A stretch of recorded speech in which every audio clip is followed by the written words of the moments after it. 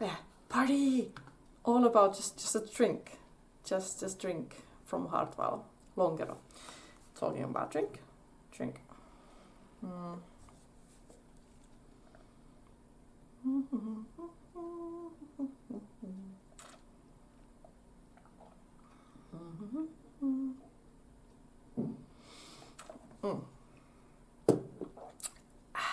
Yum. Yeah. So now I've been blubbering away with the greyest day of the year, as I said. And next I was thinking, because I am having a drink here, talking about the drinking celebration, let's talk about something that the greyness and lonkero are something extremely Finnish. But do you know what something extremely Finnish also is? And that is, I did some Googling, that is, alcoholism! Yeah! Yeah, so, yeah, actually let's go to the Finnish alcohol culture. So yeah, alcoholism, that's a Finnish pastime, very famous Finnish pastime. Finnish alcohol culture, in Finnish called suomalainen Finnish alkoholikulttuuri, alcohol culture, refers to the drinking culture regarding beverages containing ethyl alcohol in Finland and to the manners and habits connected to the drinking culture. In 23, the total consumption of alcoholic beverages in Finland was 8.7 liters of 100% pure alcohol per capita, which was 2.4% less than in 22. Consumption of alcohol has decreased since 2007. The consumption of alcohol in Finland is the highest in the Nordic countries. Since the early 60s, the total consumption of alcohol has quadrupled, and negative effects of alcohol have increased. Yeah, I know that in the last 5-ish years, there's been kind of like this anti-drinking movement that young people don't want to drink. They rather host sober parties and go out to kind of like concerts and festivals sober. It's a very new thing, and it seems that it's a few percent of the whole population that has done that, and it's slowly coming down. But still, we are, the drinking culture here is big. Major. In Finnish culture, this is important, the state of alcohol intoxication has not been as shameful as what? I would say in Finnish culture, the state of alcohol intoxication is not seen as shameful. Yes. Boink, yeah. Has not been seen as shameful. On the contrary, it is praised and seen as a sign of sociality. As the consumption of alcohol has become more mundane, it has not led to a decrease in alcohol consumption or drinking to intoxication, but has instead had the opposite effect. However, the Finnish intoxication-seeking drinking culture is not an exception in the world. Not counting European wine cultures, alcohol is usually used in the world as an intoxicant, not as nourishment. Who thinks that alcohol is nourishment? What? Oh yeah, I have to do something. It has been bothering me a bit. Nope. It's never good. That's better. History. Blah, blah, blah, blah.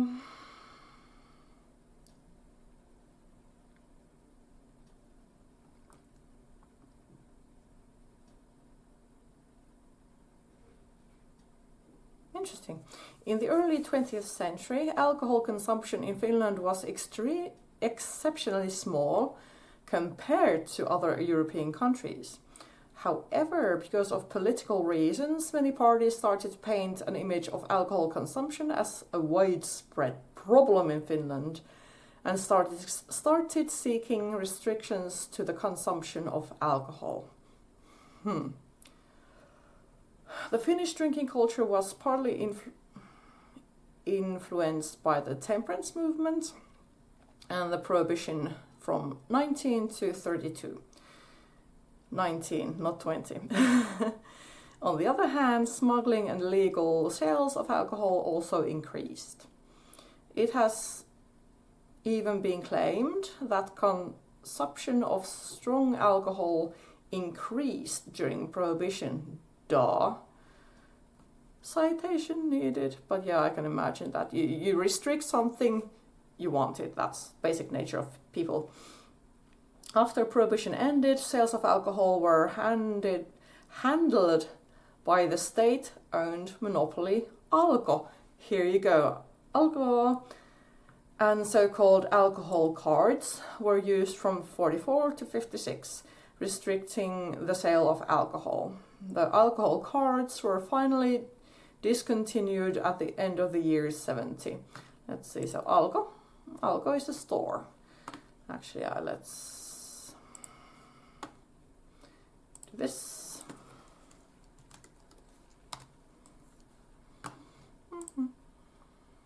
So yeah.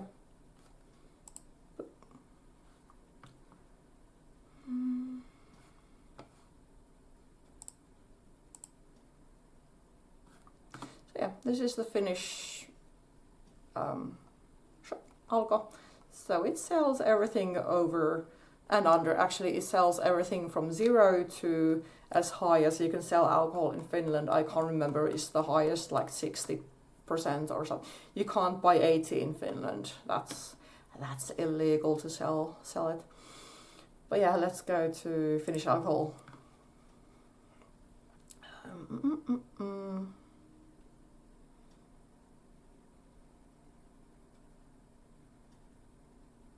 Current alcohol consumption. Consumption of alcohol among women has increased in Finland. In the 60s, almost half of women from 30 to 49 years old said they did not drink alcohol. Bullshit. But in the 2000s, this has decreased to only 4%. That say they don't drink. Okay, cool. Not cool.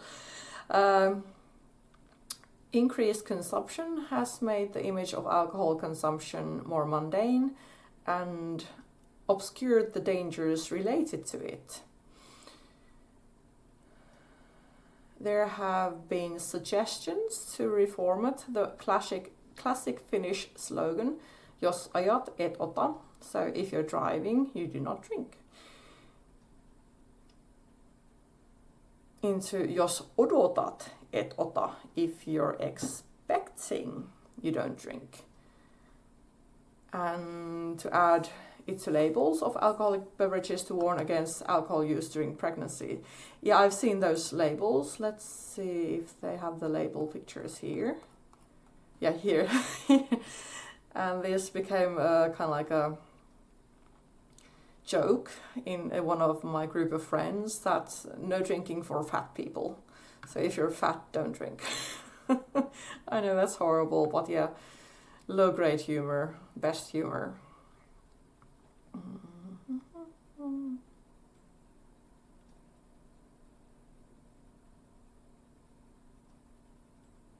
Yeah, here you go.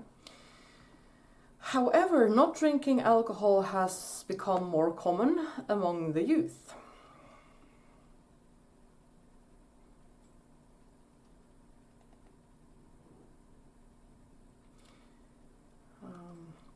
The consumption of alcohol can be connected with annoying pretense instead of freedom. Possibilities for hobbies have improved among the youth, and peer pressure for intoxication has decreased. Cool. Whoop, sorry. A knowledge of consumption and food has improvised, and the unhealthy effects of alcohol, fattening, effects on the brain, and so on are more widely known. Yeah, not just alcohol is poison. It does other things that get you fat.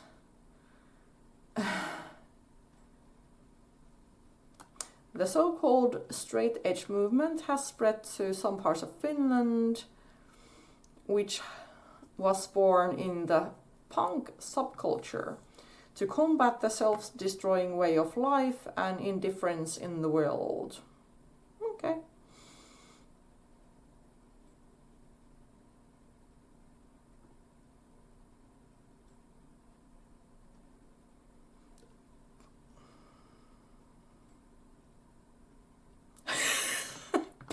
Strong. Oh my god. Like most of you people already know Kalsarikännit from Simpsons. Pants drunk. Yeah, let's see. Pants. Yep, here's a go. Pants drunk.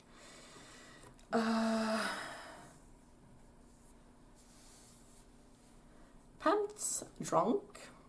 Kalsarikännit. It's not Kalsari, it's not pants, it's underwear.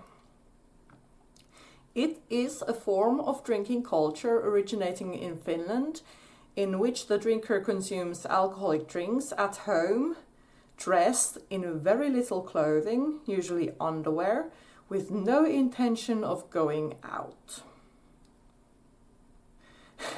To a large extent, it is still considered a way of life in Finland, possibly related to the stereotypical lack of social contacts among Finns. The forced isolation of people in their own homes caused by the COVID pandemic created a global trend for this drinking habit, Kalsarikännit.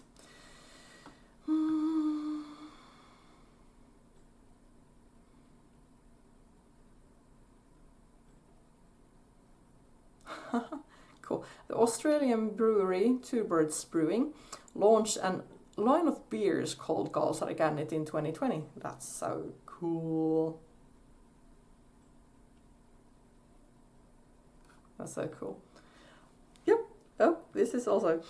I was gonna show you this. The video game Alan Wake 2, created by Finnish developer Remedy Entertainment, includes several comedic in-game advertisements with two Finnish-American brothers Jaakko and Ilmo, one of which uses Pants Drunk to advertise a fictional beer called Ahma. I am going to show you that. Ahma beer. Ahma beer.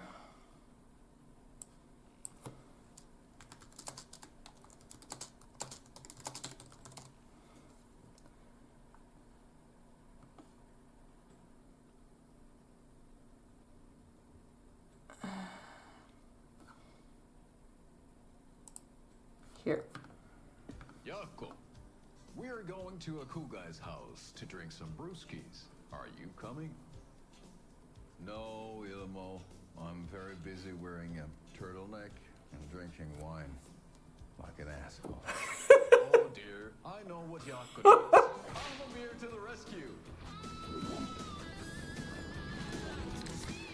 Bring out your inner Wolverine with Ahma. Ahma is Wolverine, by the way. It's the best party ever. Thanks, Ahma beer. Ahma beer is a traditional Finnish lager, and we drink it the Finnish way. At the bar while actively avoiding small talk with strangers. Getting blackout drunk on a boat during midsummer and trying not to drown. In the sauna, using your beer can to hide your pippeli from wondering eyes. Partaking in the Finnish tradition of Kalsarikännit, drinking at home alone in your underwear with no intention of going out. It's not sad if it's Ahma beer, your Finnish drinking adventure starts here.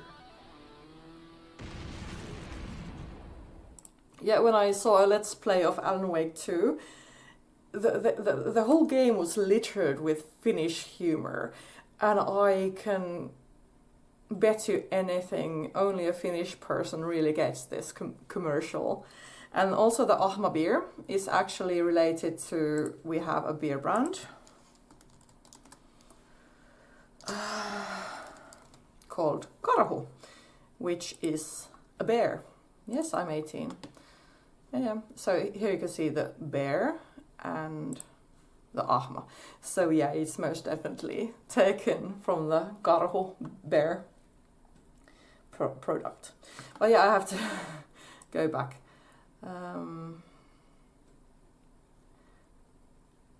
Yes. Getting blackout drunk on a boat during midsummer and trying not to drown. There's actually this very... it's a Finnish pastime, a Finnish hobby, that during midsummer we all kind of like guess with our friends. We have this pool of kind of like how many people will die during midsummer, and sometimes we kind of like try to think how. And one of the most common ways to drown, well, as I said, die in midsummer is drowning, because people, it's summer, it's an endless night, and you want to go out and it's warm, you want to go swimming, or you go rowing a boat, or you go fishing. It's all, and we are the land of 1,000 lakes, so there's lots of water to drown in. And it's a Finnish thing to kind of like guess how many people will die during I am getting drunk. I cannot pronounce properly anymore or speak properly. So yeah. So it's a Finnish thing to kind of like guess how many people will die and in what ways. And I remember some 10 years ago I heard that someone died in a tent because they had this very, very small barbecue in the tent and they passed out. And when you have a fire in a closed space, you will die of I can't remember, was it lack of oxygen or carbon monoxide poisoning or something. So that was kind of like Darwinism at its best. If you're that fucking dumb, it's better for the rest of the gene pool if you just fucking die. It's like, what the fuck? And at one point, we were trying to think of with one group of friends, the ultimate way of dying in midsummer is in a tent, on a boat, with an inside barbecue, and getting out for air, and falling out and drowning. So yeah, and that's the traditional black Finnish humor for you. We make humor out of horrible things, like people dying during midsummer while drunk. Yeah. So yeah, that's the thingy. And yeah, Finnish people hate small talk. We hate it with a large capital H.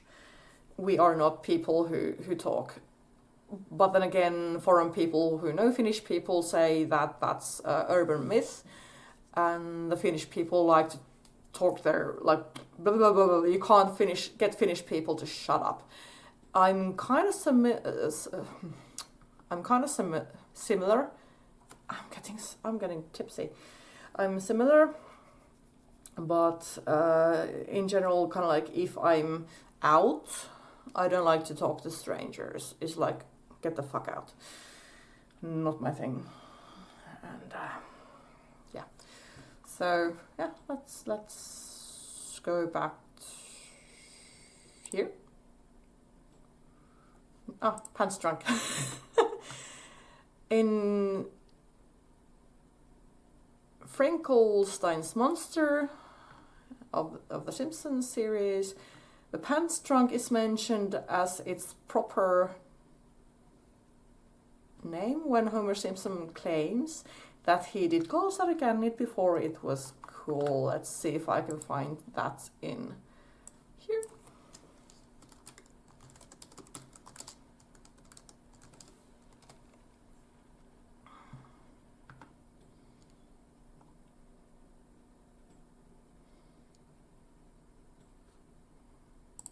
This, I think. Oh, geez, I can afford... It's crazy. Oh, geez, I can afford this. No, it's all free. Free? Who are you people? Well, in Finland, we're not only experts at nuclear power, but for 6 years in a row, we've been the happiest people in the world. Makes sense. You live so close to Santa Claus. Actually, our happiness is a combination of Jante, low expectations, Sisu, determination, Sisu, and Kalsarikannit, which is... drinking at home in your underwear. Kalsarikannit, what the fuck? Oh my...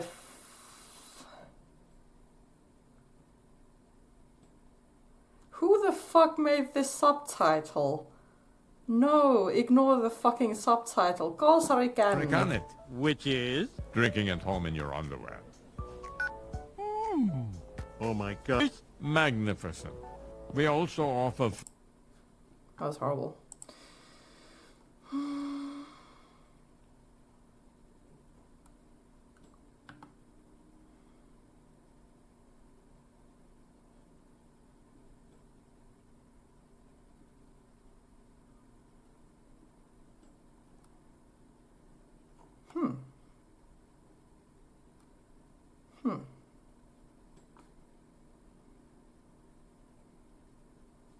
Let's see. Let's see what In this is. Finland, we have this thing called kalsarikannit. Pants drunk, skivvy sloshed, underwear under the influence, to name a few. This is getting drunk in your underwear at home. In other countries, this behavior is known as a sign of depression, but over here, it means the party has merely only just started. Usually when people drink, they hope the night goes so well, they'll end up in their underwear. In Finland, this is the starting point. Like over here, we cut out the middleman, okay? Although it's in the name, underwear is not really compulsory. There's just less glamour in the name nude drunk. It's much less Netflix and chill, and more of sort of Yle Areena and exciting. You don't need to do this alone, you just need to find a friend who's doing equally badly as you are. Oh! Hey, Simo, hey, open one for me also. Cool. Yeah. Okay, let's go back to pants drunk. Yeah. In Finland, we have this Whoa. thing called No. löyly. No. Löyly can be a bit confusing. Stop. Where is the author? Oh well. Yeah. Pants drunk. But yeah, alcoholism, hooray! And because of my lähde on kuivunut, my spring has dried up. Let's take the last sip.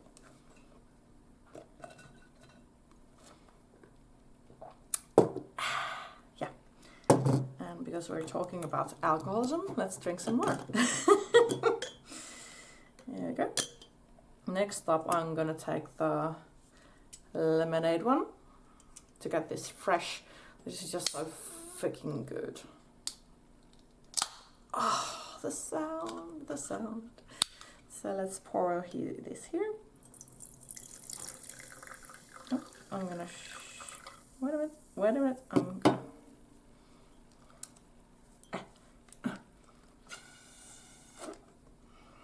Let's do this on camera. Drink.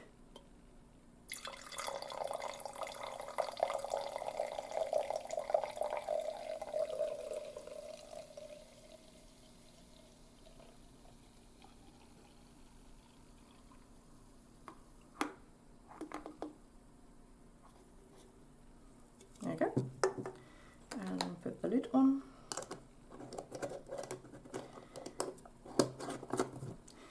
if you'll excuse me for a few minutes, I'm gonna go take the raspberry in the fridge. So it'll be nice and cool when I come back.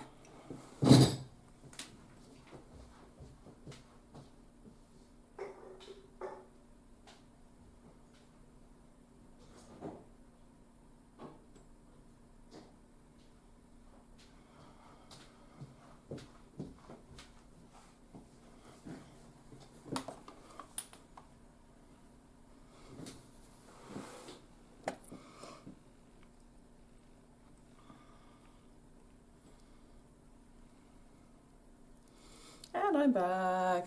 Hi. Fresh lemonade taste long drink. Let's take a sip.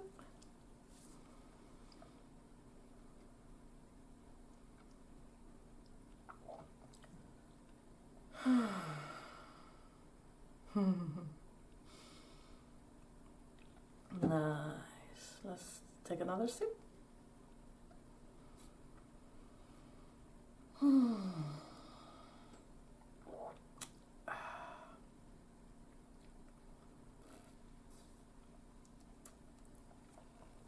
That's so good. It has this really tangy lemonade taste. Now instantly I get this kind of like sticky sensation just behind my tongue, and it's tangy and it is so good. Yum. As many thumbs up as I can muster. Lots. But hey, alcoholism, and I also wanted to talk about alcoholism because, or actually let's open not just alcoholism, but come on, alcohol abuse.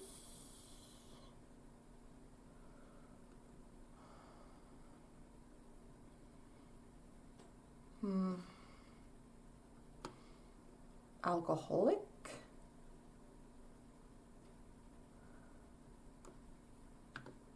Oh, if you drink too much, you're an alcoholic. And I am very outspoken that I am an alcoholic. There is no used to be. You either are an alcoholic or you are not.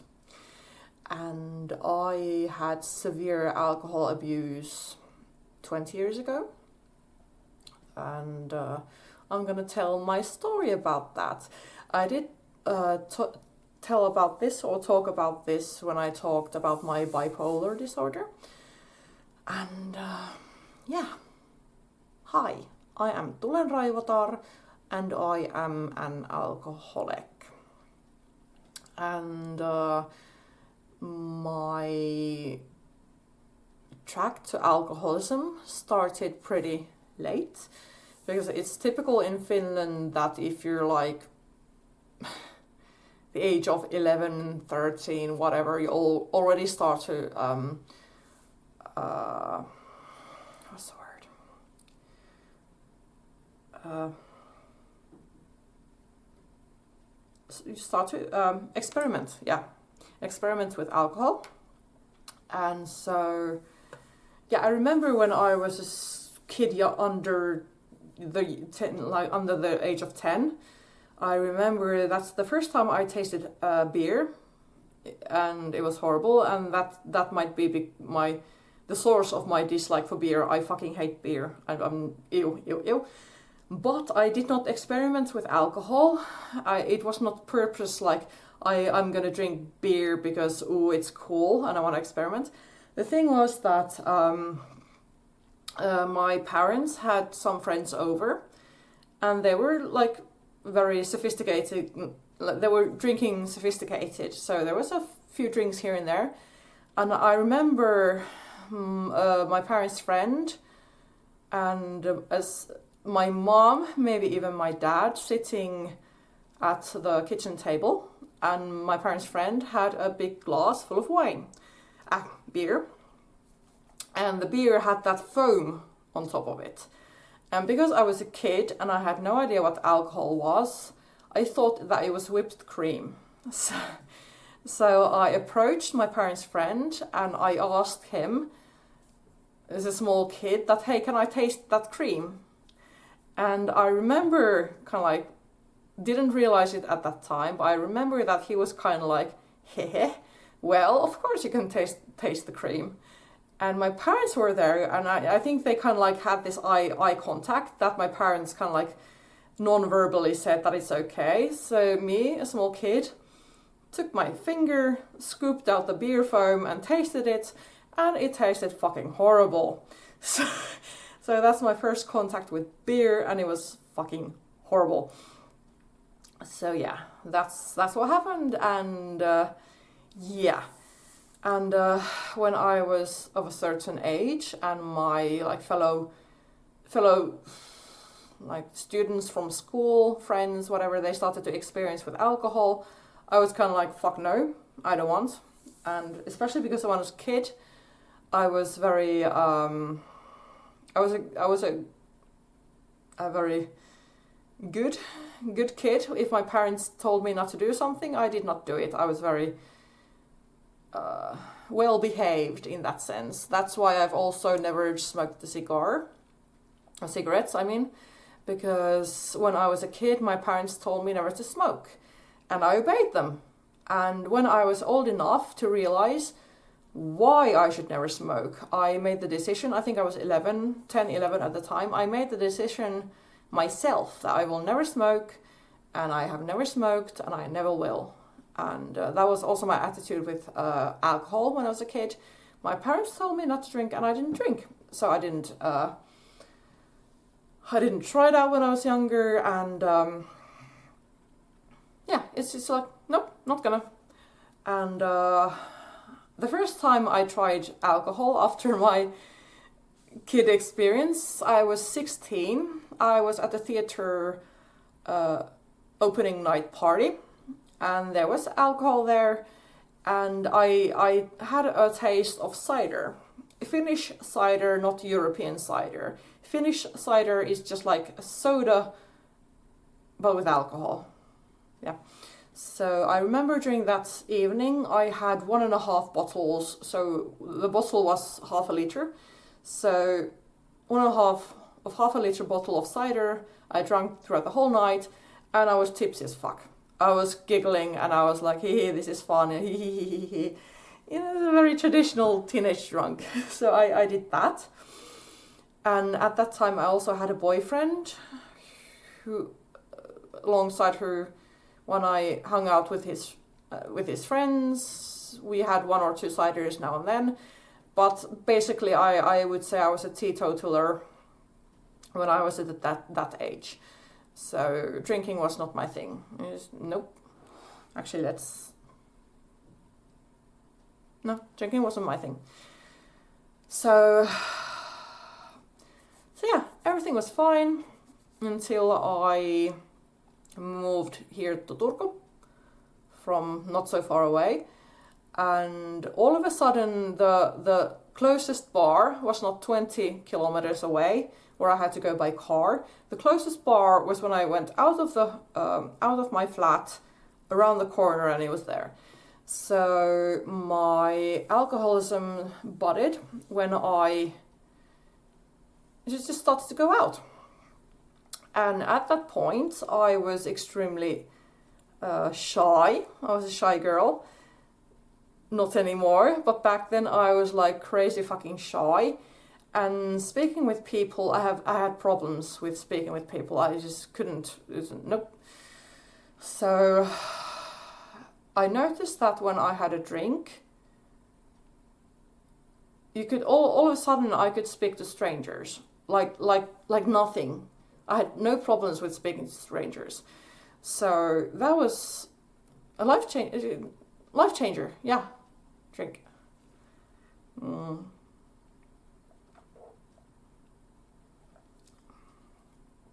So I started to go out more, and my boyfriend from the time also went out a lot, So together we went to bars a fucking lot, and I started to drink like crazy.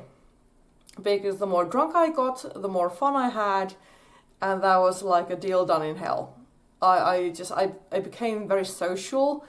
I was like outgoing and confident and fun-loving and doing all kinds of crazy shit. And that was the start of it. And then I found this group of friends who kind of like constantly went out. Just the whole thing was drinking. And I remember when I joined that group of friends, there was this guy who had this very dry sense of humor. And he asked me, flat out, are you an alcoholic? I was like, no. Yeah, well, you will be one. And I thought he was just this dry sense of humor, and like 10 years later, I realized that he wasn't kidding, he was serious. I thought he was just making a bad joke, but he was serious. So when I joined this group of friends, I became like a true alcoholic. It was just constant binge drinking, going out drinking. I didn't have any work back then. I was in between work and studying. There was these 2 years of my life that I did nothing but just drink. And that, combined with my bipolar disorder, was a really bad thing. Really. And yeah, so I became an alcoholic at the tender age of 20-something. It was like 22. I was 22, now I'm 39. I was 22 when I became an alcoholic, and at first I thought it was just, we're just having fun. We're going out, we're having fun. Drink.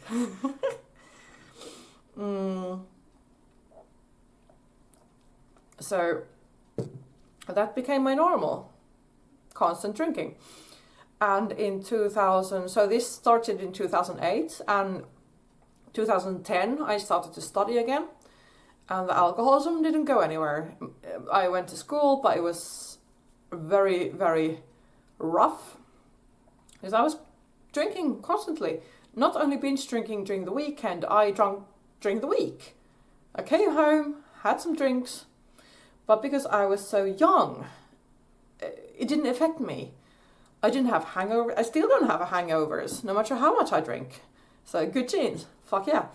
So I drank a lot, but I could like drink like a shit ton, sleep for a few hours, wake up chirpy, most likely still drunk, and just go to school. Yeah, nothing. Wasn't bad. Didn't affect me. So that was my life for long, very long. Oh, my eyes. My eyebrows spread.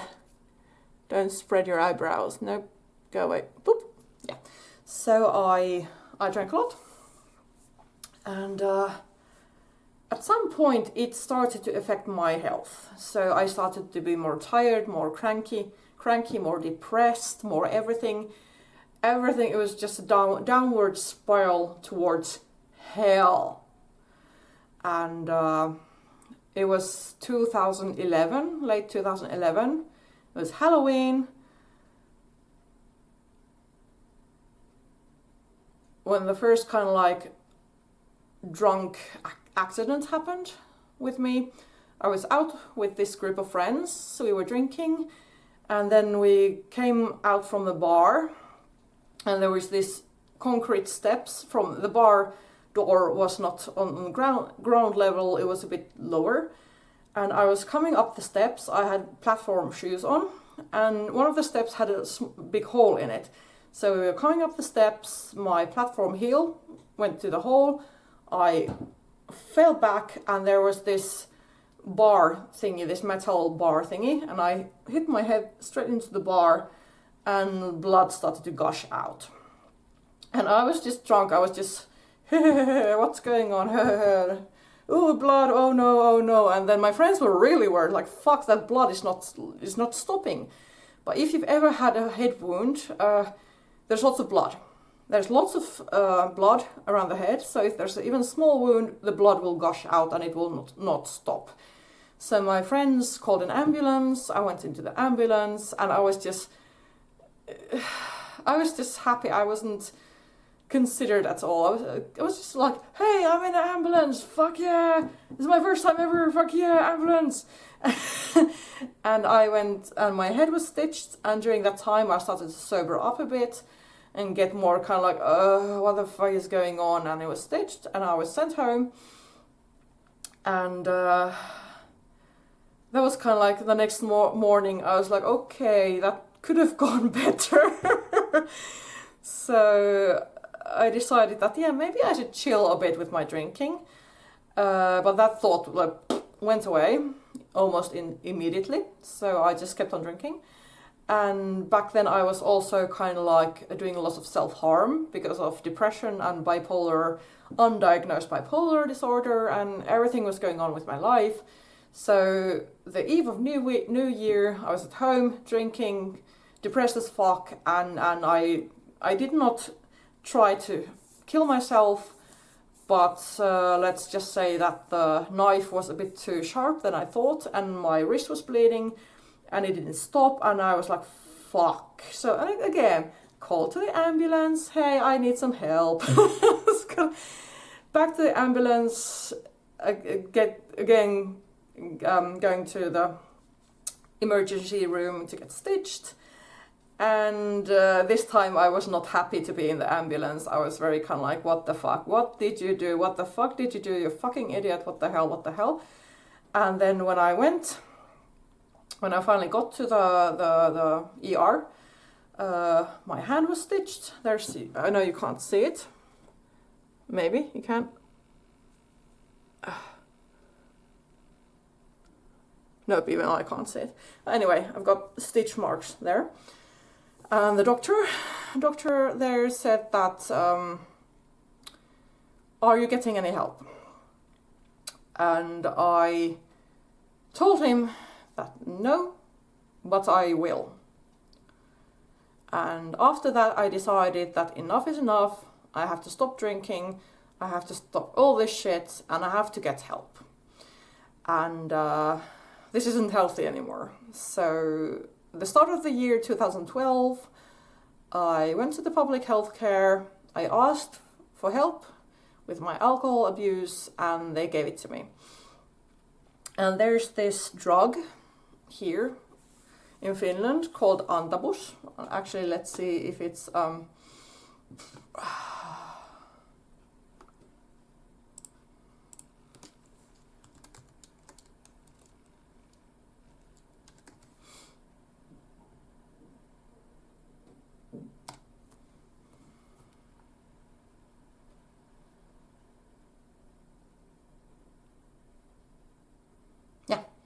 Antabus is a brand name, but it seems that it's made from disulfiram.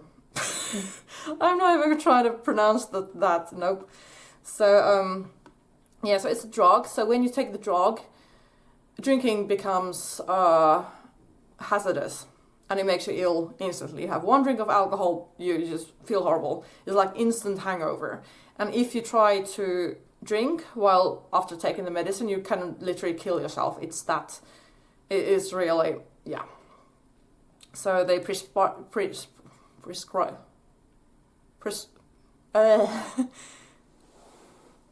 I don't know how to pronounce anymore.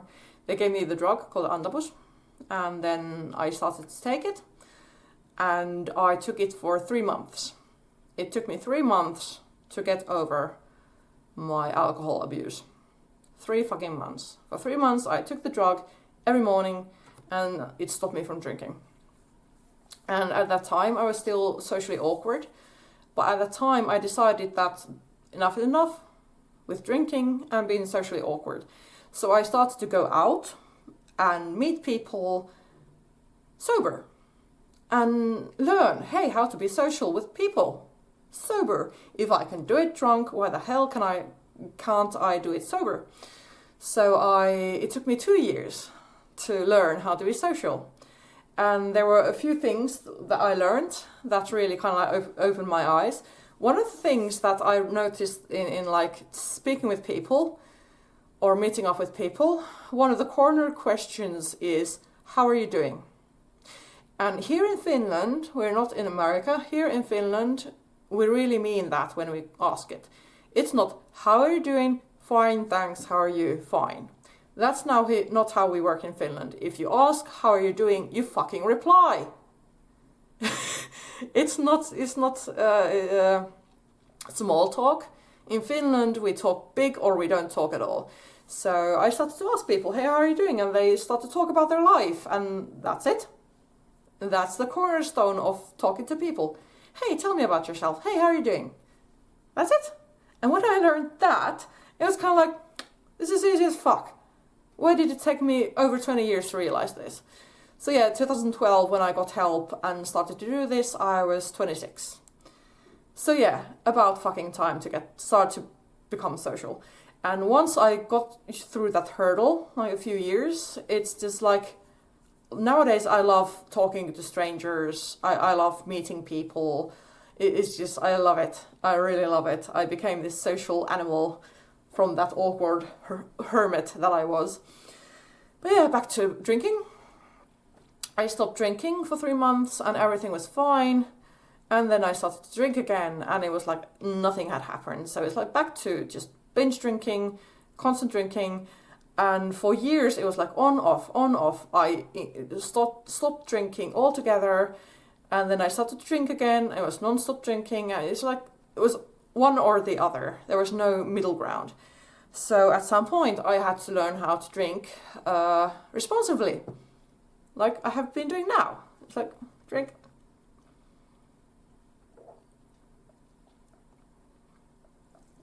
So it's like, I can drink sophisticatedly nowadays. It's something you had to learn. And alcoholism is something that will follow me for the rest of my life. If I don't focus, I will binge drink. I will drink a lot. I have to focus to drink like everyone else or not to drink like everyone else. And because of my bipolar disorder, the thing is that the medication that I take for my bipo is my liver is the organ that breaks the medicine down and distributes it into my body. But if I drink, the alcohol, my liver is so busy with the alcohol that the drug just kind of comes through. I don't dissolve it. So when I mostly drink when I'm depressed, and when I'm depressed, I really need my medication to work. But if I'm depressed and I start drinking, my medicine doesn't work, so I get even more depressed. And when I drink all my happy hormones away, I become depressed because of drinking. And it's also kind of state of mind that, oh fuck, I'm drinking again, you fucking idiot, why are you doing that? So kicking myself in the head, and so it's just like downward spiral, and everything goes, yeah, horribly. And mostly I do manage. If I have depression phases, I go to therapy. I have friends. I have an awesome support network. I have people I can turn to.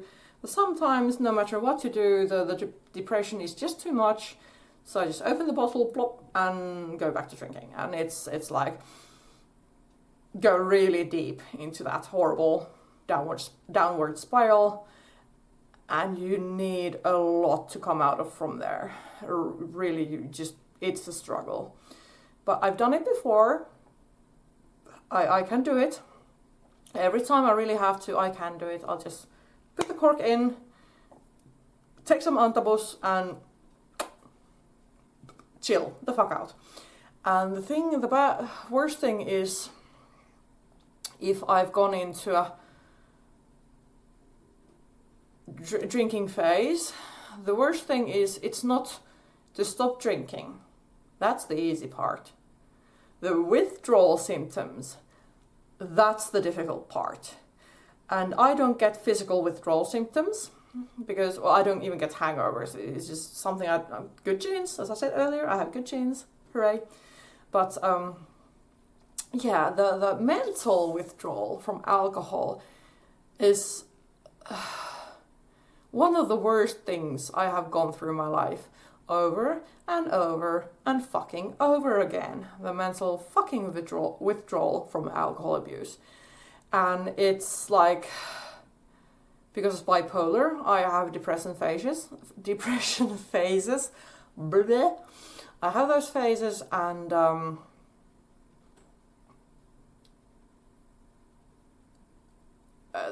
with mental withdrawal is like my depression phase times 100. It's the amount of self-hatred, self-loathing, panic attacks, anxiousness, like the feeling of the world is against you, everyone hates you, and yeah, and that might take. I remember once it took me 3 weeks, 3 fucking weeks of that shit, and it was so close that I almost started to drink again, but I was like, nope, I've gone through 3 weeks. This has to stop at some point, and then it stopped, and everything was peachy again. But 3 fucking weeks. Normally it's like 4 days max week, and yeah, the last time it was over 2 weeks. So that was bad. That was really bad. So, yeah. So, hey kids, don't drink. If you do it in moderation. Do not become alcoholics. Seriously, do not. No. Okay, let's see. Hi there. Happy fun times with Raivatar tonight. Let's celebrate the greatest day of the year by drinking and talking about alcoholism. Yay. But yeah, if you have alcoholism, then what? Let's see. Sadly, this webpage doesn't have an English version.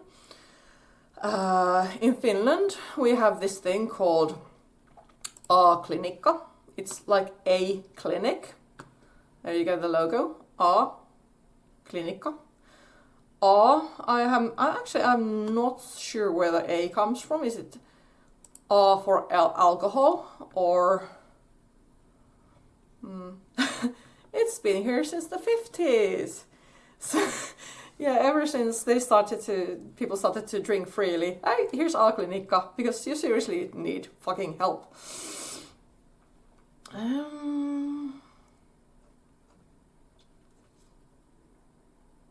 It's a shame this isn't in English, because I would like. Let's see if I can. If I can translate page from Finnish, translate to English. Let's see what happens. There we go. Cool. The A-clinic's story: treatment of substance abuse and addiction problems based on research-based information for all Finns, cherishing the unique dignity of each customer. Yes, and actually, when I started to get help, I have never been to A-klinikka. One of my exes has been there for a few times. I remember driving him there. It was not fun. And once I was there with a good friend of mine. She asked me one Independence Day, like, I don't know, 6 years back. She told me that she has an alcohol abuse problem. She also is bipolar, and she needed someone for mental support to go to A-klinikka. And I was like, okay, I'll go there with you. And being an alcoholic, I was like, I'll be there for you. And we went there.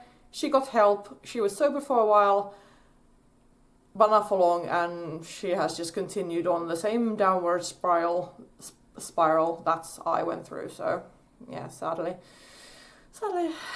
but yeah.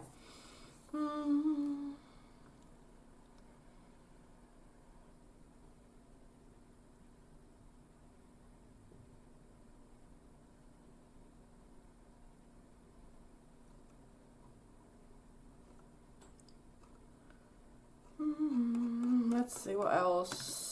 Services.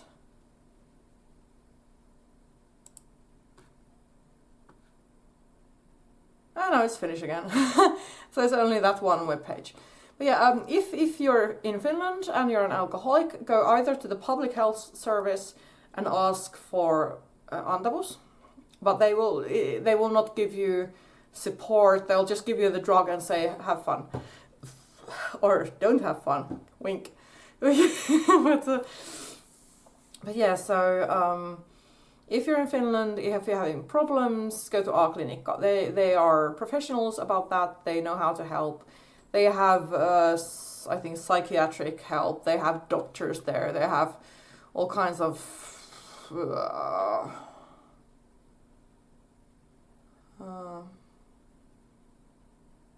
let's see. Let's translate it again.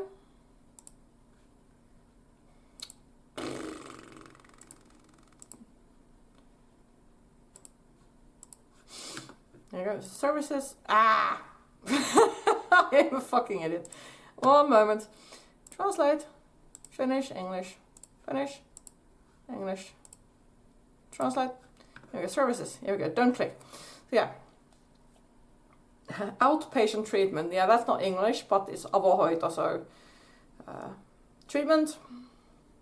I don't know what ajoterveys monitoring. I don't know what that means in Finnish. I have no fucking idea. Substitution treatment, survival treatment, withdrawal treatment, rehabilitative institutional care, housing services, child welfare services.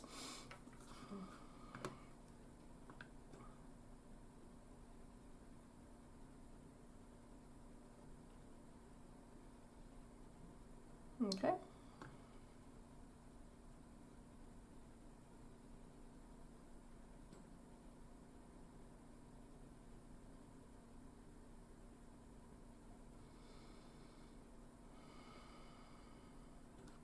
Yeah. So yeah, if you're in Finland, go to A-klinikka. That helps you. And out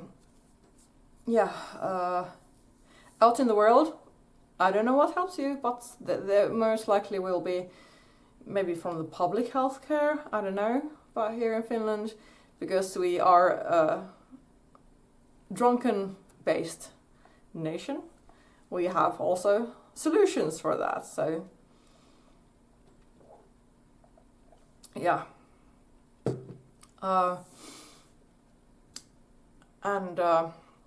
One thing that I recommend if you have a drinking problem and you're going to get help for that, be honest. Be honest about it, because the shame culture, the kind of like oh god, what's the word? The culture of have to being quiet and suffer by yourself. That's also very, very large in Finland. If you're an alcoholic, shut the fuck about it, because it's a taboo to talk about alcohol problems in Finland. Everyone knows we have horrible alcohol problems in Finland, but you're not allowed to talk about it as it is. It's taboo. Just drink and enjoy and shut the fuck up. That's the mentality in Finland. It is changing a bit with especially with the youth not drinking as much and more awareness of drinking problems or the problems that drinking that comes with drinking.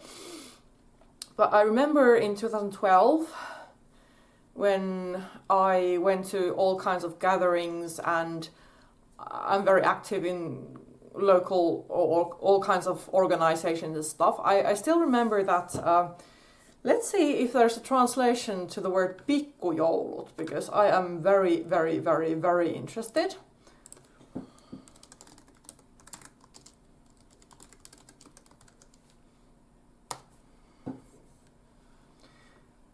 pikkujoulut literally means little Christmas. Little Christmas. But pikkujoulut is a pre-Christmas party that people, normally friends or organizations or workforce, it's just get together, eat and drink. Pikkujoulut. Little Christmas party. And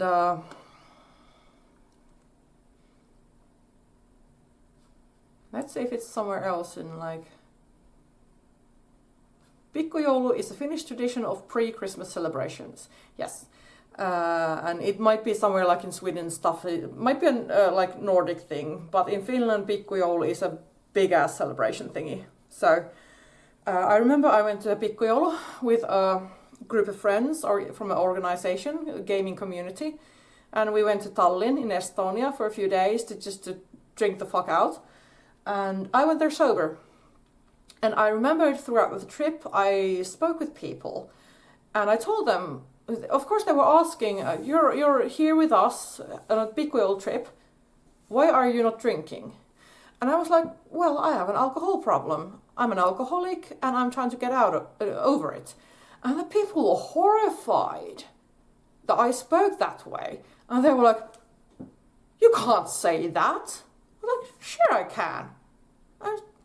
Fuck you, I will talk about it. And that was also the time that... I decided I would openly talk about my problems, about my bipolar, about my depression, about my self-hating and my alcohol. Yeah, I had a shit ton of things to kind of like, what was the word? I had lots of baggage I needed to unload. so I was very, very open about that, and the people were horrified. You can't talk about alcohol problems. You can't talk about that. I was like, well, I am talking about it. It sucks to be you if you don't like it, if you don't like listening. But this is who I am. These are my problems, and I will fucking talk about them. So, drink. So I had a very fucking awesome time in Tallinn, with that group of friends. The gaming community, and when we came back on the boat back to Helsinki, all of the people were like hung over and tired and kind of like having the most horrible hangovers of their life, and I was just like, I didn't drink, I had fun, I slept a bit, but oh well, fuck it, ha ha ha. So they really hated me for that, so ha ha ha, fuck you. So yeah. And so ever since I have been very open about all my problems, what I've been through. And at first people were horrified. You can't talk about that. No, you can't talk about the shush culture in Finland. You can't talk about your feelings. Fuck no. That's horrible. If you're depressed, keep it to yourself. Shut up. So yeah, I started to talk about these things with people, and at some point I started to get like people very happy and very like, wow, you're honest, or wow, you're open about these things. Like, yes, I am. And they were like, thank you for speaking out, thank you for talking about these difficult things. I was like, no worries, thank you for listening. And that kind of became my thing. So I just started to, like, oh god, what's the word?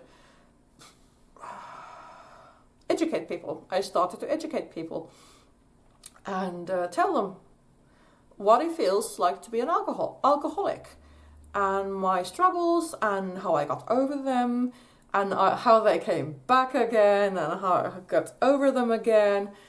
And it's been an interesting journey.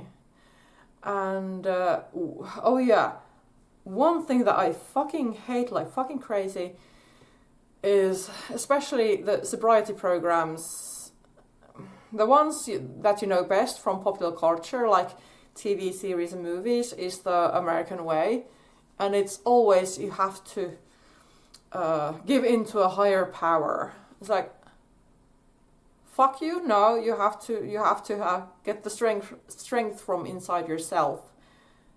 and deal with it.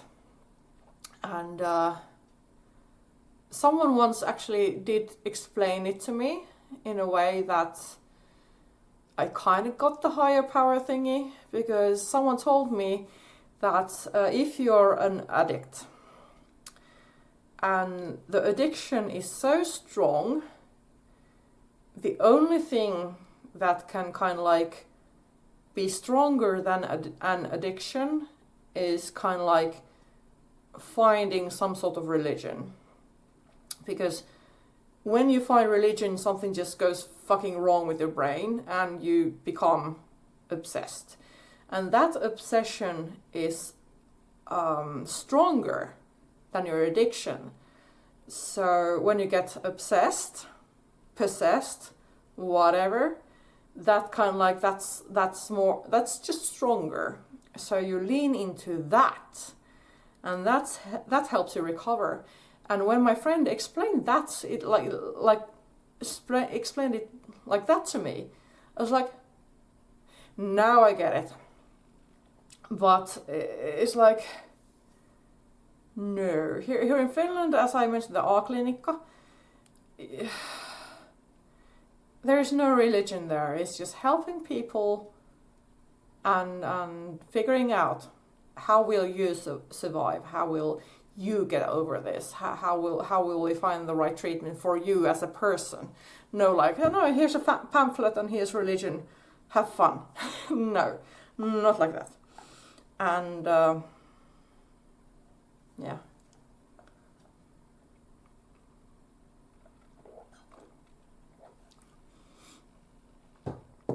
So yeah, hiya! Happy Grace Day of the Year, and I've had fun talking about all this, and I maybe could go on and talk even more about this, but tomorrow is Father's Day, and I have an early morning, and I'm going to go to my where I originate from, like 50 kilometers from Turku. I'm gonna go there, go to my parents' place. My brother will be there with his family, and get together with lots of good food and happy family socializing. So I'm gonna go now. Oh yeah, before I go, as I mentioned earlier, I had 3 gigs this week. The first gig was a movie TV series soundtrack concert, which was fucking kick-ass. Then on Thursday I went to see Halloween, 40 years of Halloween, and my fucking god, they fucking good band. Back 20 years back, when I started to listen to kind of like metal prog or whatever, they were one of the first bands I started to listen to, and it was epic seeing them live. The whole Pumpkin crew there, everyone there, saw them live on Thursday, and it was fucking awesome. But yesterday I went and saw a Finnish band, called Cleaning Women, and they are one of the best live bands that I have ever met. Ever. I mean, I saw Halloween, and after that, still the Cleaning Women, they're really, they're an awesome band. And because of that, I'm gonna play a song from their newest album. They were on they have a new album out, and they're touring that album. I know there's a word for it. There's a own word or term for it when you're out boasting your album. I can't remember it now. But let's play something from their newest album, which they played yesterday. And let's see.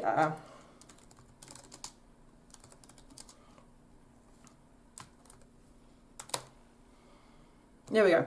Their official video.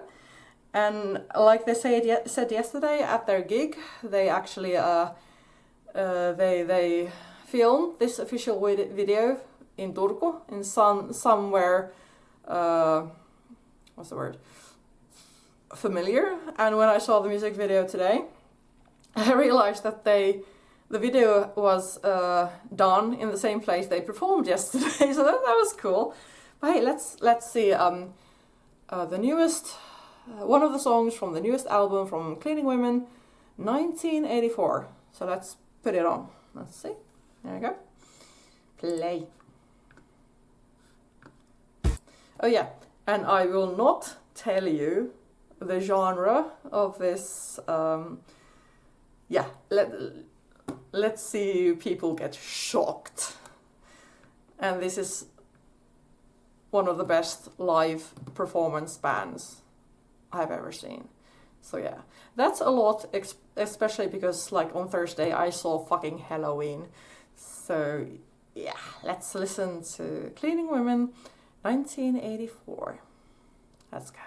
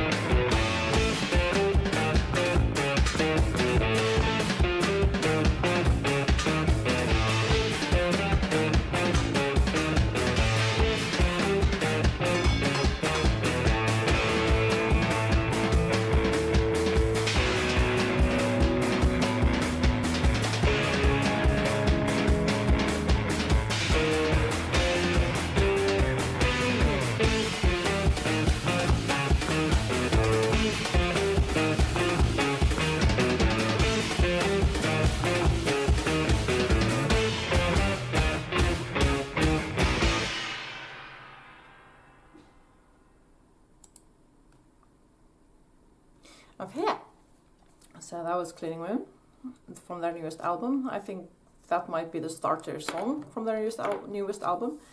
But yeah, the thing, Cleaning Women, yes, they have this thing going on. They